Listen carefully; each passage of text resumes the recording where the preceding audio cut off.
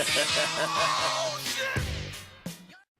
FC 4, we're over at the Leisure Centre. We've just watched Damien White take on a good opponent and finish a second round guillotine, is that right? Yep. First outing?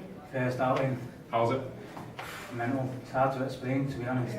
Just feels like a mad rush. How did the adrenaline feel? To be honest, felt good. It was kind of a good thing because all the way leading up to it, you're kind of nervous and obviously you're preparing yourself, and then once that adrenaline kicks in, it's just all system the goal end, you know what I mean? It's just that takes over kind of thing. Any sort of delay in the fight where you kind of thought, oh, I'm in the fight now?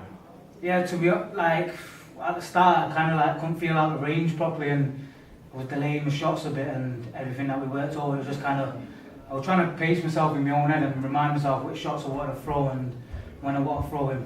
But he was good at switching his stance, and always kept moving. So it's kind of hard to keep the time his movement with it. Just basically, and then once I started feeling him out a little bit and got away the fight, it kind of went alright. How long have you been training? Started January this year, kind of. I started beforehand, but with disciplined or dedicated, coming and going every now and then. But from January, I told myself like a New Year's resolution, kind of thing, stay in now and stay on it. Had you done anything before? No, not at all. Never. It's very impressive because what I noticed, as you said before, you found a really, really difficult time with his range because he gets switching stances. Yeah. It's really difficult for any sort of even somebody who's been around for a while to figure out somebody who switches to southpaw. How did that fit? You know, did you have much experience of that in your lead up to the fight?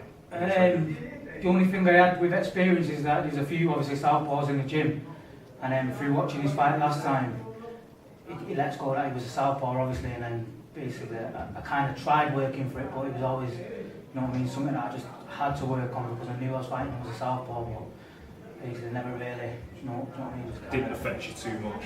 No, it didn't affect me too much because just like I'm an orthodox, he's got the same thing, he's got to work with my stance, I've got to kind of work with his. So you took a second round guillotine and you finished it when he was on the floor. You managed to roll up to one from like a mounted position and you had over the guillotine. But it seemed like there was almost around 20 to 30 seconds of you battling for this. So when he finally tapped, how did that feel when you... Relief. I was just waiting. How did your arms feel? Oh, they felt kind of heavy, but he just felt like he was swelling. And I caught him with one in the first round with my right arm, and that's more my stronger arm. And I was thinking to myself, when's he going to tap? I've got it in here. And I thought, he's got it, and then he didn't. And then when it come to the second round, and the same thing happened again, and I eventually got that left arm in, and I thought, I can't get it in any tighter, do you know what I mean? I thought, is he going to tap? And I was thinking, it must be close, it's tight, what am I doing wrong?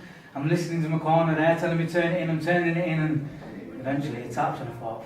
That's interesting, so like your first fight out, full of adrenaline, you're in the second round, you've almost got the finish, you just said, I could hear my corner shouting instructions. A lot of people who, first amateur fights, it comes by such a rush and such a blur that they don't hear the corner.